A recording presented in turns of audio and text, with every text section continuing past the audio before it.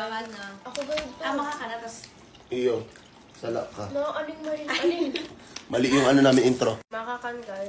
So, nagbakal kami guys sa Jollibee. Jollibee guys, ang kinakakanmingo niyan. Tapos yaon na naman yung royal na tubig ang laog. Oh my God. Last time nung nagbikol din kami, ito yung royal na tubig yung laman. Kaganan kong royal na tubig ining baso. Kaganan. Kakaganan. Tingnan mo siya pang magkakangaro, ano. Nakababang baba.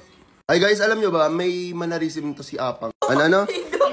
Hindi bago magkakan si Apang, may ginigibo ba kay Asya? Nag-aamoy siya ng kakanon niya. Kahit bagong luto pa yon, paparungon niya ni Apang. Di ba? Anong ginagawa niya? Kasi, gawin mo yung ginagawa ni Apang. Yan, ganun siya kahit bagong luto, maski bagong gibo. Ano na sa iyo? Iniinot niya yung tubig. Tapos lahat sila, si Arevalo, si Chloe, at si Taytay, yung manarisim nila pare-parehas, mahilig sila magkuskus pag nakahiga. Tapos, pag matulog ako, Alam niyo ba, yung moisturizer ko na pang mukha, ginagamit ko pang paa. Nakatagalog ka, magbikol ka. Aram nindo ba? Ay, iyo pa lang. Ulitin mo. Nalingaw ko. Nalingaw. Di ba, igwa kong ano? Ano ito? Iyo. Tapos, ginagamit ko to pang bitis ko. Doon sa may kama. Kaya, bitis. Iyo.